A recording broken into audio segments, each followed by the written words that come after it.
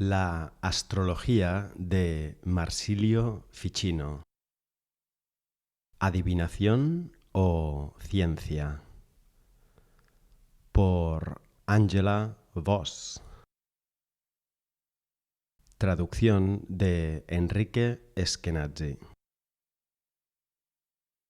En 1477, el filósofo florentino Marsilio Ficino escribió, pero no publicó, un ataque vehemente a las prácticas de los astrólogos, su Disputatio contra Judicium Astrologorum.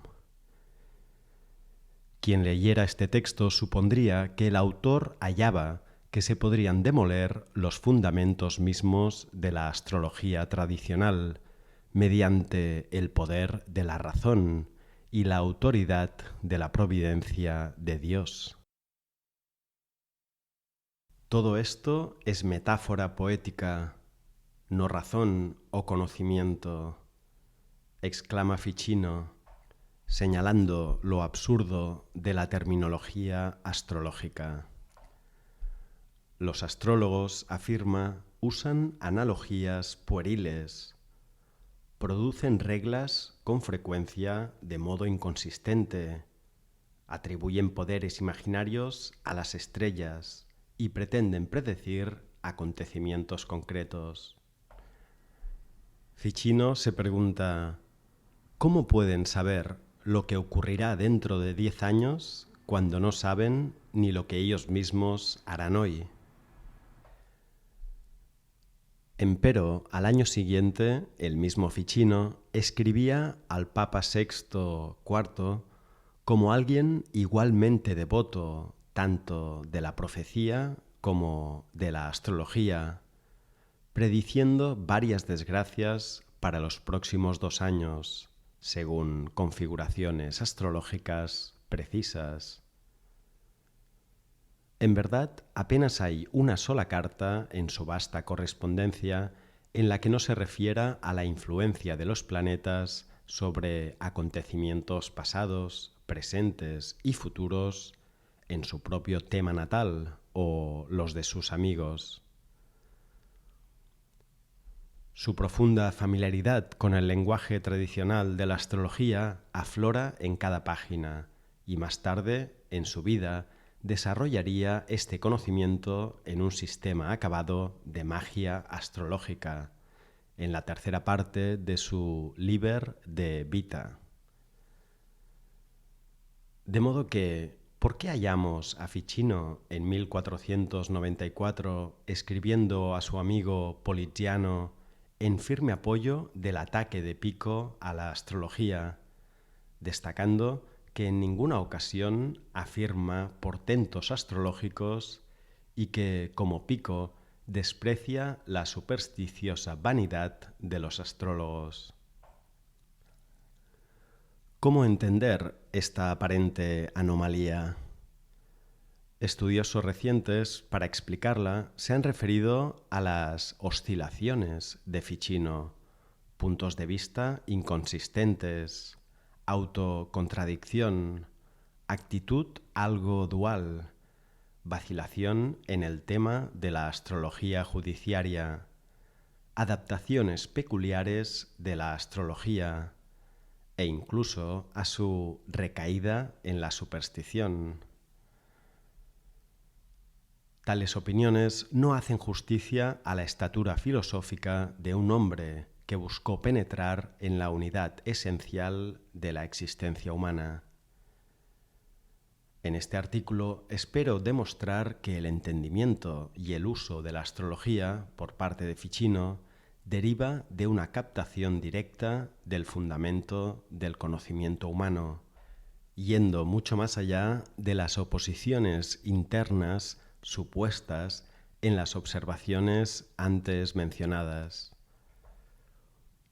Un conocimiento humano que se movía hacia un entendimiento de la función de los símbolos como medios por los cuales los seres humanos podrían ampliar sus poderes de percepción, no sólo exteriormente hacia el universo visible, sino y a la vez interiormente, hacia la psique humana como espejo del cosmos.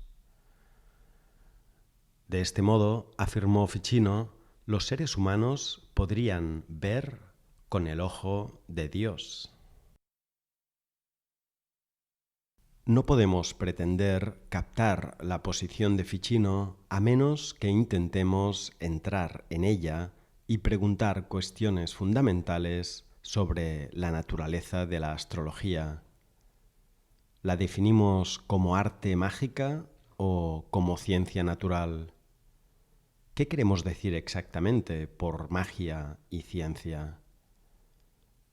Parecería que hay dos modos muy diversos de percibir la realidad, modos que podrían definirse generalmente como místico y racional. Uno parece depender de la experiencia subjetiva, el otro de la observación objetiva. La astrología contemporánea es requerida por ambos campos, pero lucha por encontrar su autoridad natural en ambos. Pero si miramos las diversas tradiciones que conformaban la pretensión del Renacimiento de que la magia fuera la forma más elevada de ciencia natural, comenzaremos a ver que esa distinción es superficial. La cuestión de la relación del hombre con las estrellas siempre estuvo en corazón de su búsqueda de sabiduría, ya fuera adivino o filósofo. Y para enfocar esto con integridad debemos hacer serias preguntas acerca del tipo de conocimiento al que servían los sistemas mágicos y astrológicos. En el siglo XV, la tradición de la astrología clásica como sistema racional de captación del funcionamiento del cosmos estaba plenamente establecida en Occidente, basada en el modelo aristotélico de causalidad celestial.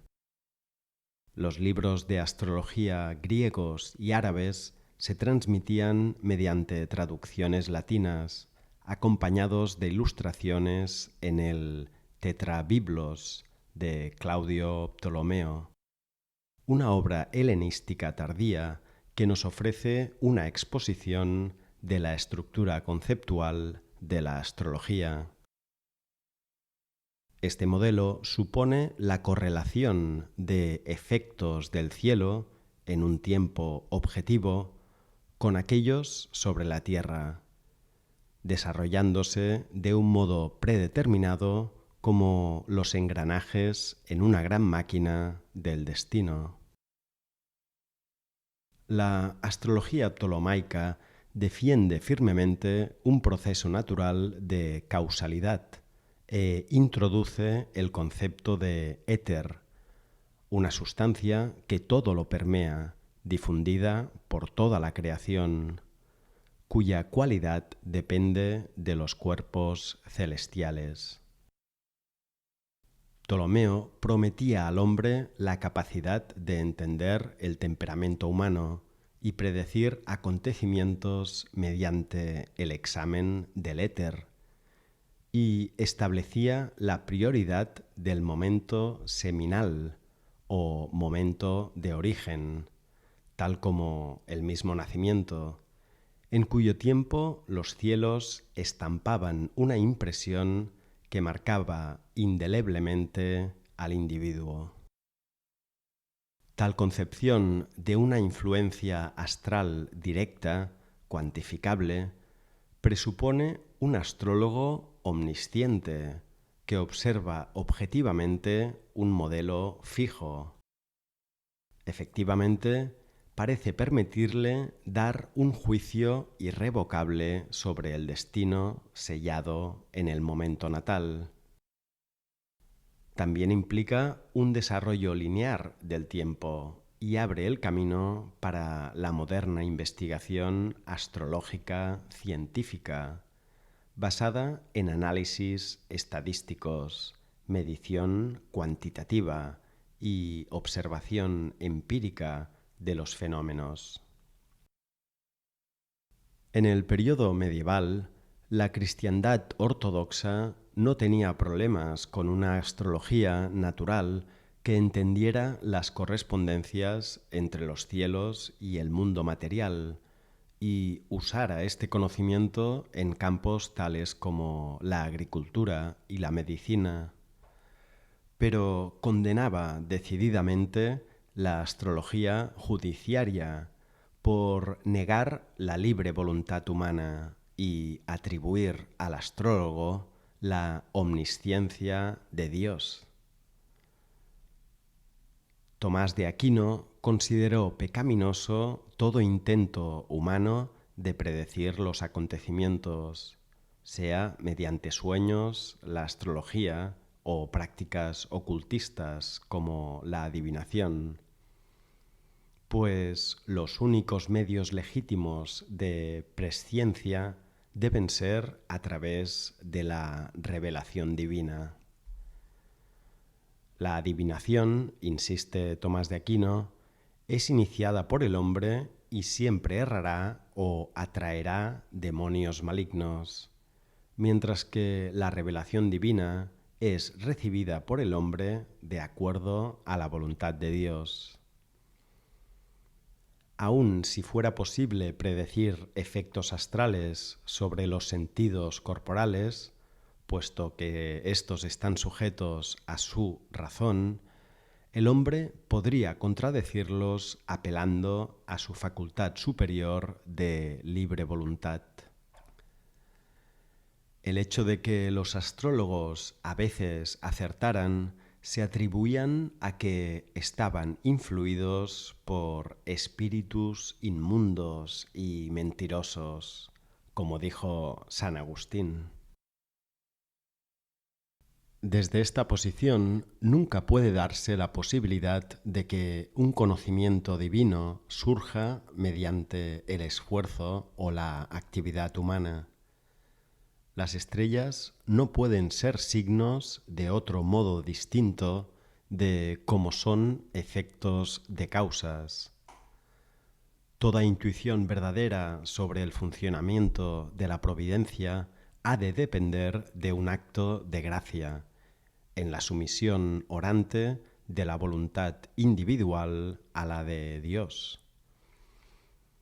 Ya en su Disputatio, Ficino claramente se dispone a apoyar por completo este enfoque, condenando el tipo de astrología que depende sólo de la ingenuidad humana y su limitado juicio. Estoy escribiendo un libro sobre la providencia de Dios y la libertad de la voluntad humana, en el que refuto lo mejor que puedo aquellas declaraciones de los astrólogos que descartan la providencia y la libertad, escribió Ficino a Bernardo Bembo. Envió el prefacio de su Disputatio a Francesco Ippoliti, enfadado por las declaraciones vacías de los ruines ogros que niegan la soberanía de Dios, la justicia de los ángeles y la libre voluntad de los hombres. Incitaba a los filósofos a unir fuerzas contra aquellos, a fin de que podamos triunfar sobre los adivinos, no divinos, sino poderosamente profanos, que durante tanto tiempo nos han encadenado a sus ilusiones. Esto pareciera ser una afirmación definitiva de obediencia a la posición ortodoxa. La Disputatio, apelando a la autoridad de fuentes aristotélicas, platónicas y cristianas para refutar la sumisión de la razón humana a las estrellas, repite las objeciones de Tomás de Aquino respecto a los peligros de la intervención demoníaca y la impiedad de los astrólogos. Sin embargo, en una lectura más atenta, encontramos algo nuevo. Se hace evidente que, aunque Ficino rechaza ciertas pretensiones de los astrólogos, no niega la posibilidad de que las técnicas adivinatorias en sí mismas puedan funcionar. De hecho, sugiere que hay tres tipos de predicción: por la infusión de conocimiento divino, que puede recibirse por medios mágicos, y la adivinación de las esferas; por medios naturales, como el temperamento melancólico, que permite más fácilmente que el alma contacte con su propia naturaleza divina; y mediante lo que llama la observación de modelos celestiales. En todos estos, dice, el juicio es muy difícil, pero no es ilícito. Así como el médico puede formar un pronóstico por la observación de una enfermedad, así los augures, dice Ficino, penetran todas las apariencias de las cosas a ser aprehendidas aquí y allí en momentos aislados. ¿Acaso, especula, estas cosas se captan más completamente a partir de cierta cualidad del alma que mediante el juicio? Algo importante emerge, algo que nos lleva a preguntarnos si el problema no es la astrología, sino el abuso de los astrólogos de sus iudicia, juicios. Ficino claramente habla de una intuición más semejante a la revelación que a la razón humana, pero no es una revelación de Dios directamente a un recipiente pasivo. Exige la participación activa del individuo a través del modo particular en que percibe modelos y signos en la naturaleza. Este modo de percepción está disponible para todos en cualquier lugar. Implica cancelar la división entre lo humano y lo divino. Retrocedamos ahora en la historia hasta los antiguos astrólogos de la Mesopotamia, mucho antes de que la astrología fuera racionalizada por los griegos. Estos astrólogos eran lectores de señales que miraban al cielo buscando indicaciones de la voluntad de los dioses, con la misma actitud con que miraban a las entrañas y hacían sacrificios. Las técnicas adivinatorias en estas sociedades antiguas no aspiraban primordialmente a predecir el futuro, sino a invocar la guía de poderes invisibles en las acciones humanas. La iniciativa humana, vinculada a la observación ritual, era definida por los griegos como la catarqué, que pasó al latín como auspicio y augurio, y su éxito dependía de la adecuada relación entre hombre y Dios. En su continua interacción había opciones disponibles. El destino era negociable. No podía haber un firme decreto desde lo alto. La señal aparecía, propuesta o no, y su significado dependía de la capacidad de interpretar del individuo, junto con la importancia de sus preocupaciones en el momento. En otras palabras, sólo era significativa si se reconocía como tal, no mediante una teoría o una técnica, sino a través de la percepción intuitiva de un signo. A medida de que el hombre se fue alejando de los dioses, la adivinación perdió su dimensión sagrada y devino el dominio de la predicción terrenal de acontecimientos. En astrología sobrevivió hasta los primeros siglos después de Cristo, particularmente en las técnicas horarias e inaugurales, pero fue perdiendo fuerza ante la influencia de la filosofía estoica y aristotélica, que exigían una reformulación en una estructura teórica de lo que había sido una experiencia de participación. La gran ciencia de la astrología había nacido, pero sobrevivió lo que podríamos llamar la actitud adivinatoria y, en caso afirmativo, ¿cómo? Por supuesto, puede encontrarse en todo el dominio de la magia y las llamadas prácticas ocultas que proliferaban en la era helenística, pero con la condena de la Iglesia de cualquier experiencia de lo sagrado fuera de sus propios portales, apenas sí podía florecer abiertamente. Tenemos que buscar en otra parte una tradición que conservara y protegiera a la vez su núcleo vulnerable bajo un manto de investigación filosófica. Aquí no solo se preservaba, sino que se reflejaba y se articulaba en el lenguaje del mito, la poesía, la revelación y la metafísica, para aquellos que pudieran oírla.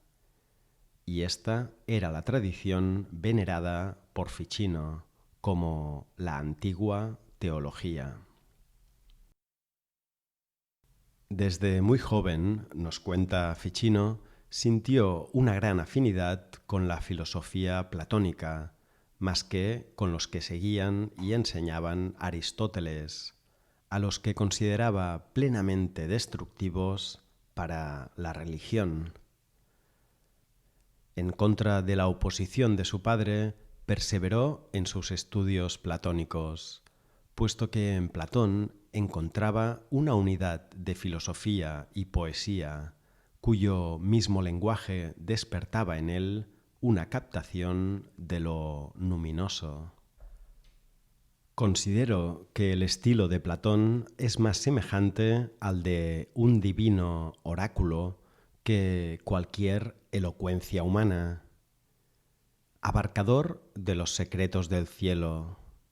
Ora, sus palabras son como un relámpago, semejantes a los de un visionario.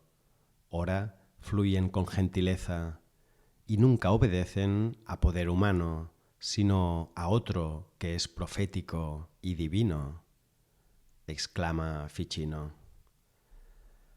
Platón habla como un oráculo, habla desde un nivel de conocimiento que ha penetrado la misma naturaleza de la divinidad. De acuerdo con Ficino, todo el diálogo Parménides fue recibido por revelación divina.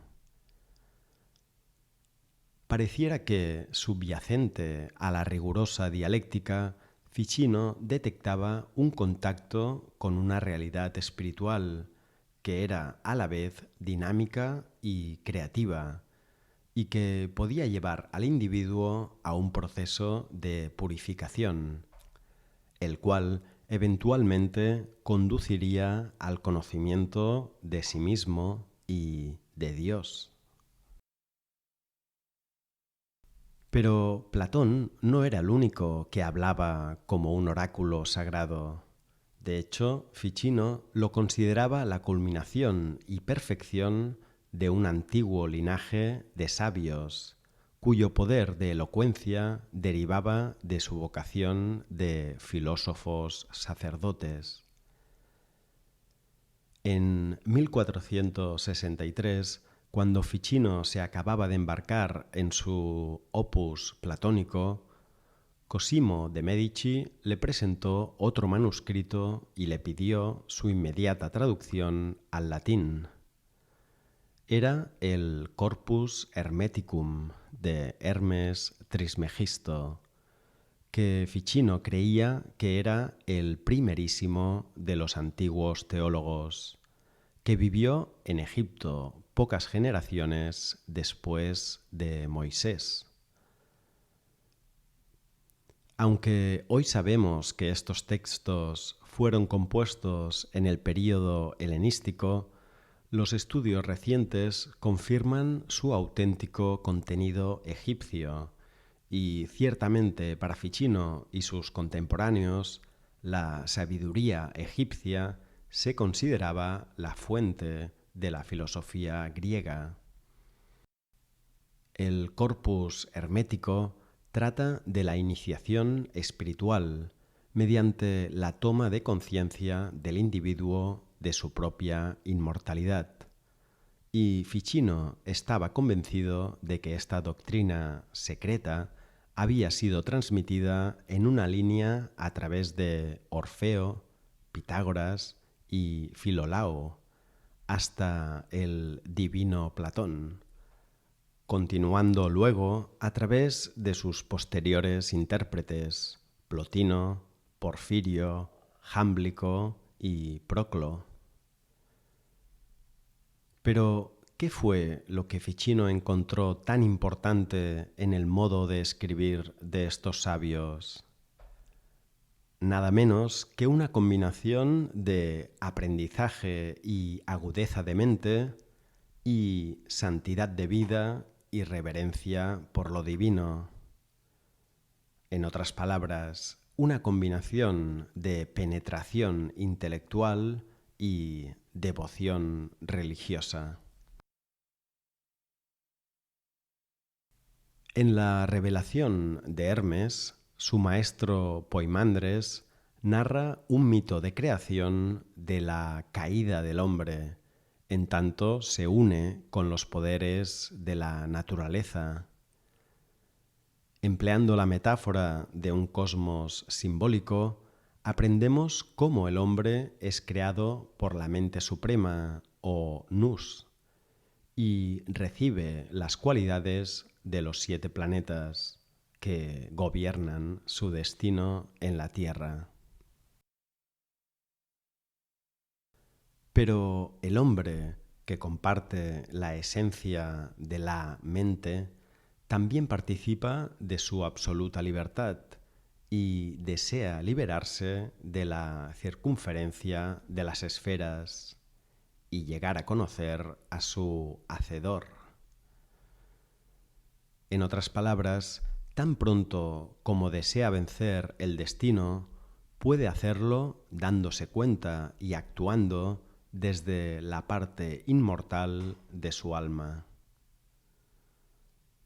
Todos los hombres están gobernados por el destino, dice Poimandres, pero aquellos conducidos por Nous, la mente divina, no sufren como los demás. El hombre es un Dios, solo tiene que reconocerlo, y este mismo reconocimiento puede cambiar su relación con el destino. Este mensaje peligroso pero gozoso sería la clave para la transformación de la astrología por parte de Ficino. De modo que cuando Ficino habla del conocimiento adivinatorio como un don del alma, podemos ver la semejanza con la sugerencia de Hermes de que la adivinación misma es un modo de participación en el Nous, de conocer cómo Dios conoce. Mediante sueños y señales, tales como aves, entrañas, inspiración y el roble sagrado, las prácticas adivinatorias parecían proporcionar un modo de saber que es a la vez temporal, en tanto el hombre observa un acontecimiento en el tiempo, y eterno, en tanto su facultad de percepción trasciende el tiempo y el espacio. En el momento adivinatorio, estos dos órdenes parecen alinearse en tanto el acontecimiento físico coincide con una visión que es profundamente significativa para esa persona en ese momento, permitiéndole ver en un nivel que trasciende y por ello une las categorías subjetivas y objetivas de la experiencia.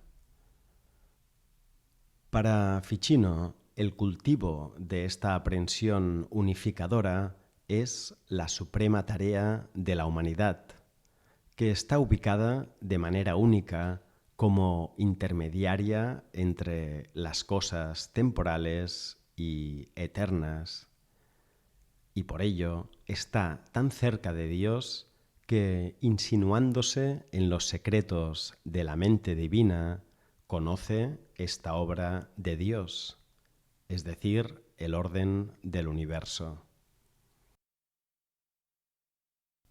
Quisiera explorar más la importancia de este modo de percepción que Ficino expresaba en términos de una unión de mente y alma, puesto que es un modo que me parece totalmente ausente de los procesos conceptuales de ideas que rigen al racionalismo post-ilustración.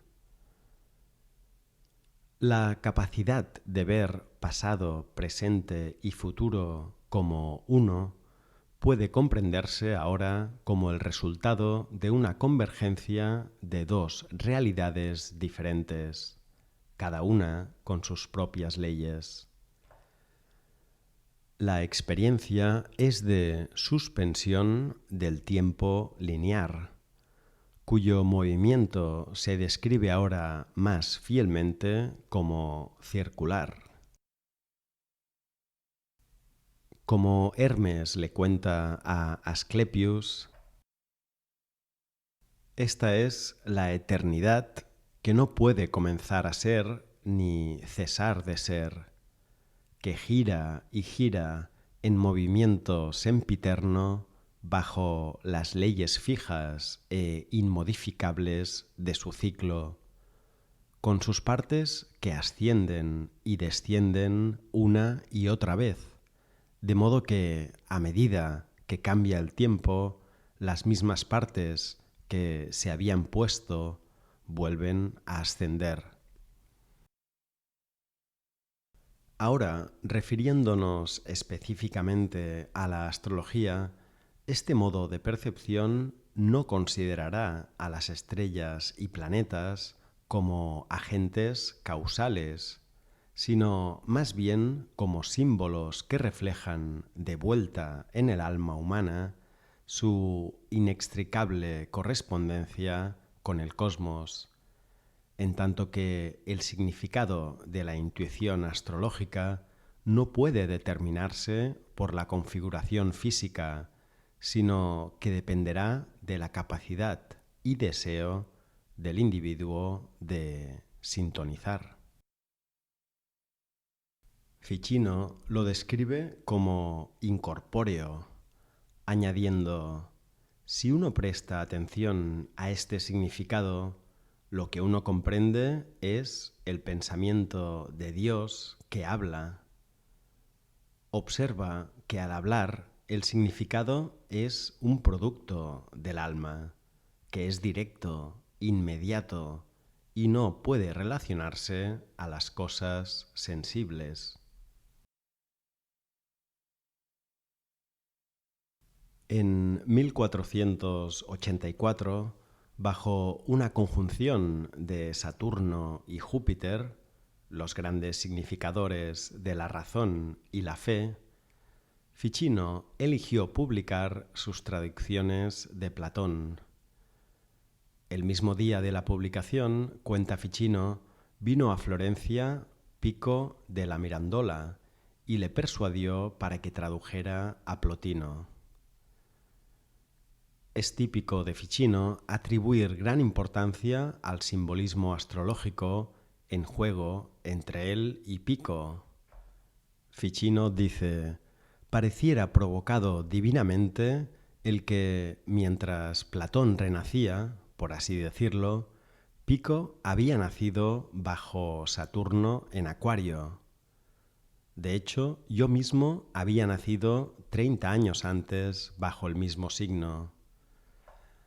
Y así, al llegar a Florencia, el día en que se ofrecía nuestro Platón, aquel viejo deseo del héroe Cosimo de que tradujera a Plotino, que anteriormente me había sido oculto, fue inspirado divinamente en Pico y a través de Pico en mí. Y sería en los escritos de los neoplatónicos donde Ficino encontró la justificación filosófica más elocuente para la astrología simbólica y la magia práctica, llevada a fruición en la tercera parte de su Liber de Vita de 1489, que se titula De Vita Coelis Comparada, o sobre la adecuación de la vida a los cielos.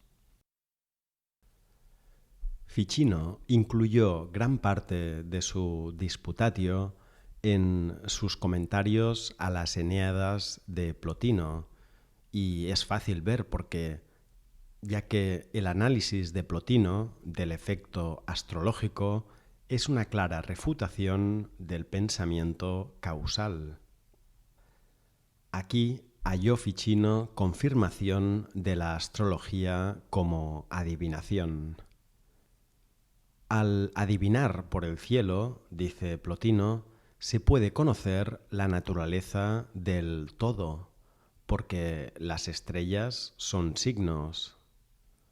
Podemos pensar en las estrellas como letras que perpetuamente se inscriben en el cielo, dice, y aquellos que saben cómo leer este tipo de escritura pueden leer el futuro a partir de sus modelos, descubriendo su sentido mediante el uso sistemático de la analogía. Y todo se equipara con símbolos.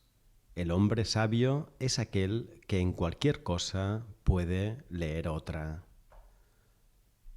Lo que vemos comunica lo invisible, y este es el misterio en el corazón del platonismo. Para Plotino, sabio es aquel hombre que se dirige a sí mismo alineado con la parte superior de su alma, quien ha desarrollado otro modo de ver, que todos tienen, pero pocos emplean. El cosmos plotiniano es un ballet, con todas sus partes interdependientes, las jerarquías del ser correspondiéndose y reflejándose unas a otras en un cósmico campo energético de anima mundi.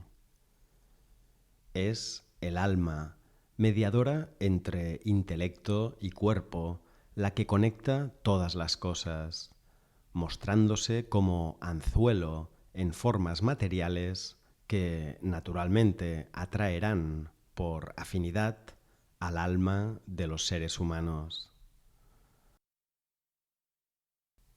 Como emana del Supremo Uno, el alma dispone de las configuraciones de las estrellas, de modo que las experiencias de la vida se anuncian, no se causan, por sus modelos, pero en tanto que la providencia rige todo el proceso para el bien, aquellos que se identifican con su alma material más baja no experimentarán su ley como una liberación. En vez de ello, permanecerán atrapados a la fatalidad. Esto lo reitera otro portavoz, usualmente olvidado, de la práctica de la adivinación, el neoplatónico Jámblico. Ficino parafraseó su De Mysteris poco después de completar el De Vita, y fue claramente influido por los argumentos filosóficos de Jámblico sobre las prácticas rituales de la teurgia. El tratado de Jámblico sobre la naturaleza de la religión egipcia, caldea y asiria busca penetrar en la esencia de la adivinación, en el contexto de una respuesta a la crítica del seguidor de Plotino, Porfirio.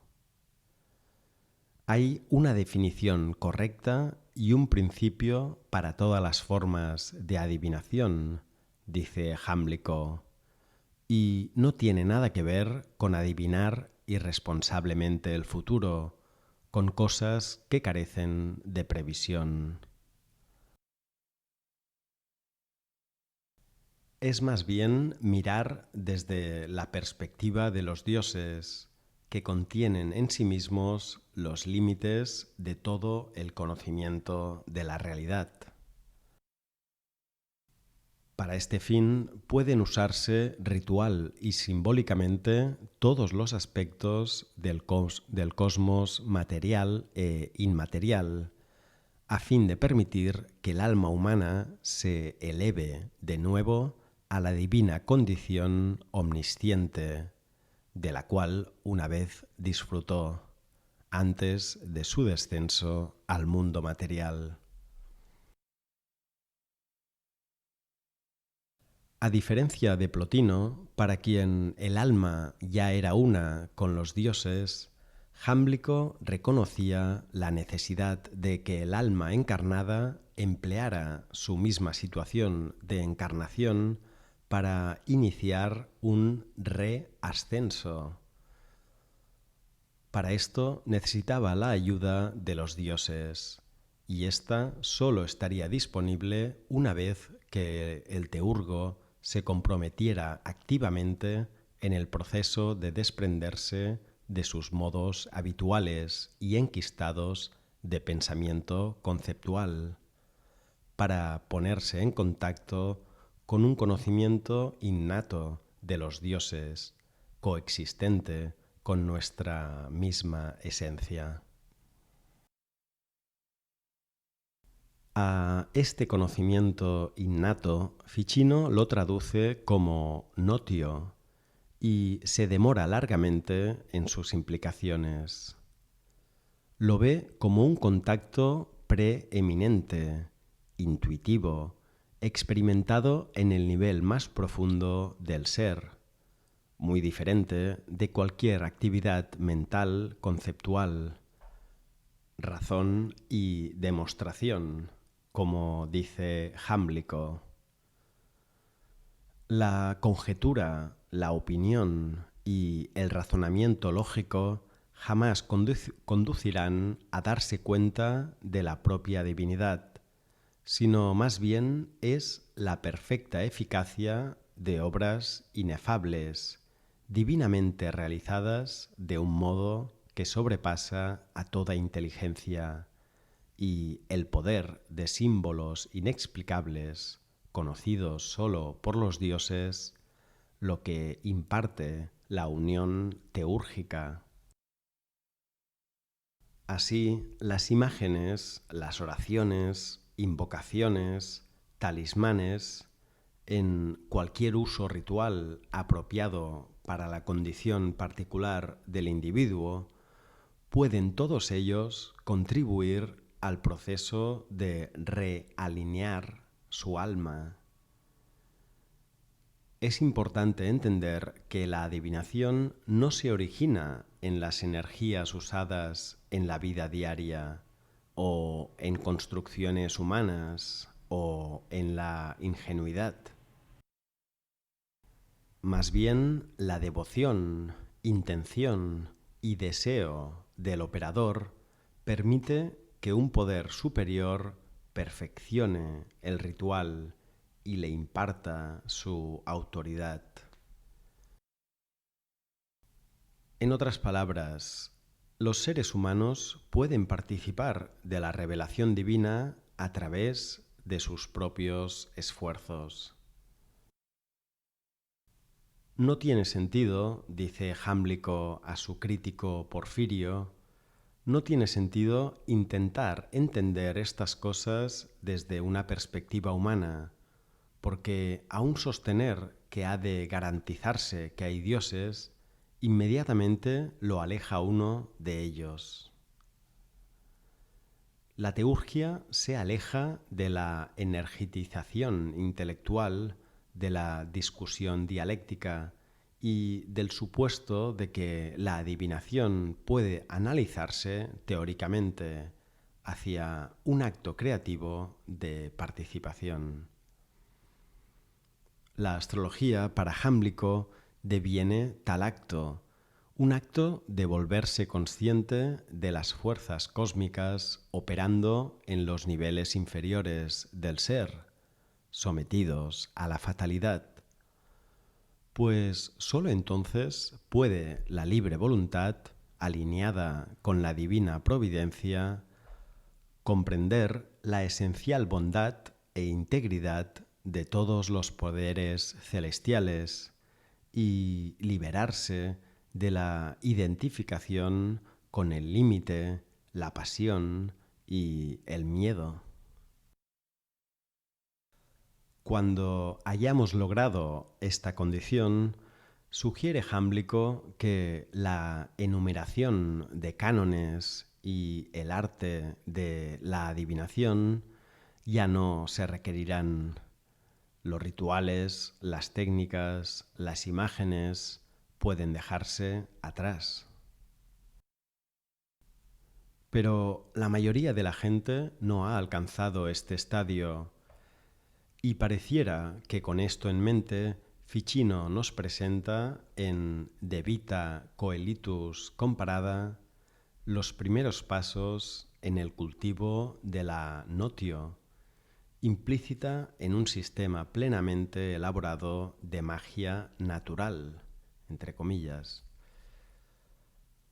Usando el cosmos animado de Plotino como una estructura filosófica y remitiéndose a fuentes herméticas, pitagóricas, platónicas, árabes y cristianas, Ficino afirma que hay una manera de lograr el equilibrio físico y psicológico usando habilidades técnicas, sean médicas, astrológicas o musicales, para reconocer y contactar con los poderes ocultos, pero naturales del universo, desde minerales a las estrellas, hasta los movimientos inmateriales de la mente. En la magia de Ficino, esto puede hacerse confiando en la imaginación como órgano de percepción del alma. Ficino, en tanto que cristiano, anda con cuidado.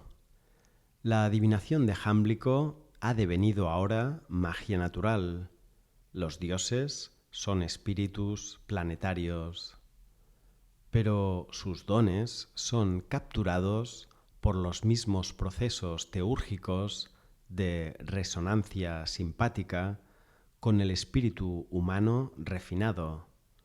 Podemos advertir que Ficino sugiere, pero no se atreve a afirmar, que dones más elevados pueden también descender de la mente divina misma.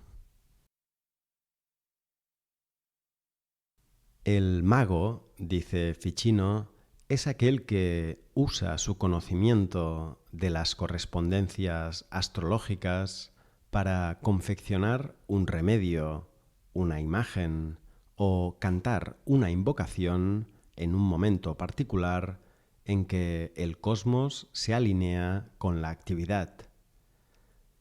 De hecho, dice, una acción material, un movimiento o un acontecimiento no obtienen plena o perfecta eficacia a menos que la armonía celestial la conduzca desde todos los lados. Mediante el ritual apropiado, el espíritu humano se alinea con el espíritu planetario y entonces, natural y automáticamente, recibe los dones de ese planeta, en tanto vibran en simpatía, como dos cuerdas de un laúd. Esto no es el resultado de invocar o adorar demonios, sino de la purificación espiritual. Ficino dice: cuando en la hora astrológica adecuada declamas en voz alta, cantando y jugando de las maneras que hemos especificado para los 4 dioses, estos parecen estar a punto de responderte como un eco o una cuerda de laúd que tiembla ante la vibración de otra que ha sido sintonizada semejantemente. El mago sabe preparar un vehículo material como anzuelo para sintonizar con los poderes ocultos del cosmos, ya sea cincelando una imagen, mezclando una poción o afinando el sonido. Y como el adivino, hace esto con el expreso propósito de conocer la parte que ha de desempeñar en la creación. También como el adivino, el contenedor ritual debe perfeccionarse antes de que acaezca el alineamiento. Así, la estructura astrológica de Ficino es específica y sus instrucciones técnicas. No solo se debe estudiar la naturaleza de los planetas, sino poder calcular sus movimientos y observar sus configuraciones. Pero apropiarse activamente del significado de un planeta o estrella como imagen simbólica, esto es, percibirlo como una presencia dinámica, requiere algo más. Y al igual que Jámblico, Ficino continuamente remite al lector a los medios por los cuales puede experimentar una profundización de su percepción. De hecho, mediante un acto deliberado de elección, seguido por el enfoque del deseo. Ficino escribe: mediante una aplicación de nuestro espíritu al espíritu del cosmos, logrado tanto por conocimiento físico como por nuestra emoción, los dioses celestiales pasan a nuestra alma y cuerpo. Esto ocurre desde aquí abajo, a través de nuestro espíritu en nosotros, el cual es un mediador, fortalecido así por el espíritu del cosmos, y desde arriba, mediante los rayos de las estrellas, actuando favorablemente en nuestro espíritu, que no solo es similar por naturaleza a los rayos, sino que también se vuelve más como las cosas celestes. No hay área de la vida que no pueda enriquecerse no solo reconociendo, sino también actuando en congruencia con los movimientos continuos de los cielos, si se desea. Y la misma palabra deseo, del latín desidere, de la estrella, evoca una conexión inextricable entre el anhelo humano y el cosmos. Es desde esta base que Ficino fue capaz de mirar su propio horóscopo y transformar efectivamente su interpretación tradicional. El planeta maléfico Saturno, colocado sobre su ascendente, indicaría normalmente, nos dice, una vida brutal, agobiada con el extremo de la miseria. Pero el dios Saturno, aspirando al reino inteligible del conocimiento divino, prometería algo muy diferente. ha asumido el control de las cosas que trascienden lo físico y es propicio a aquellos que han dejado de lado una vida ordinaria, mundana, prefiriendo un recogimiento contemplativo de asuntos divinos. En otras palabras, la experiencia de Saturno dependería del correspondiente nivel de identificación del individuo con la materia. Mientras más se libere de lo literal, menos estará el alma limitada por definiciones. Paradójicamente, Ficino descubrió que, entrando en las profundidades de su melancolía, comenzaba a transformarse en algo más. Debía ser así, porque la libertad humana de voluntad e iniciativa, para los platónicos, significaba seguir el propio destino voluntariamente, permitiendo que los dioses anuncien su verdadera naturaleza.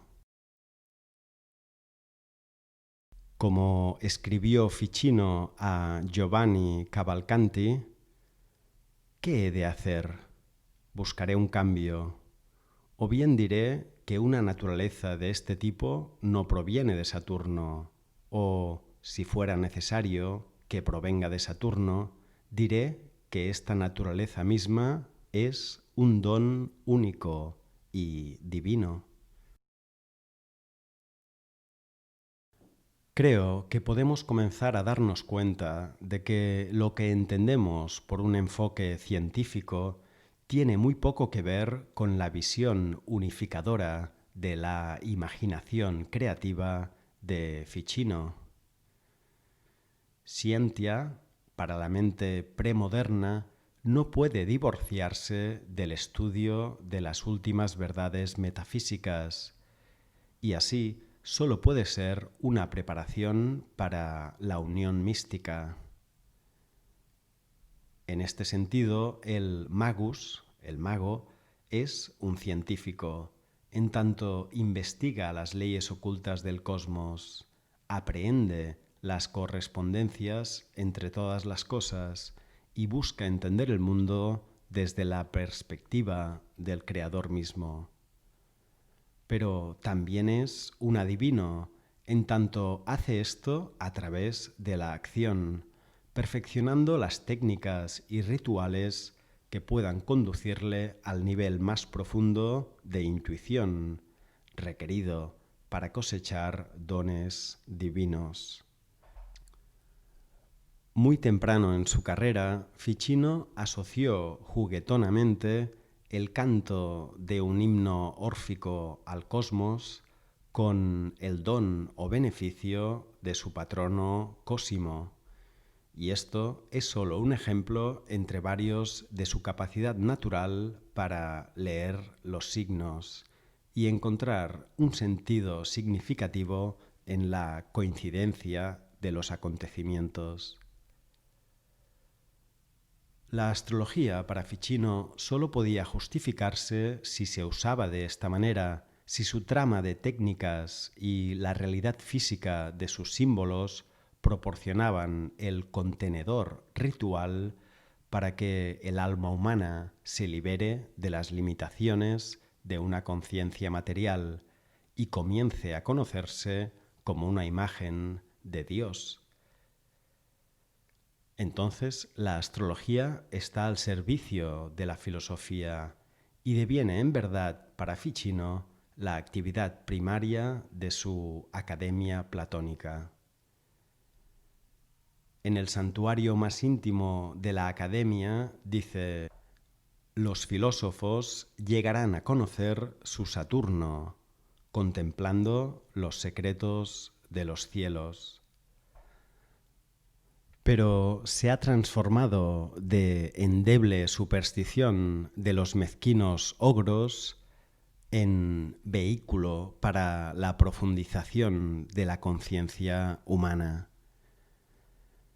En ninguna parte se ilustra mejor que en una de sus últimas obras, el Liber de Sole, donde los niveles de realidad literal y simbólica son puestos juntos en una conjunción triunfal de astronomía y astrología, filosofía y poesía, lo divino y lo humano, a fin de producir una captación verdaderamente angélica de la unidad. El científico y el adivino son uno.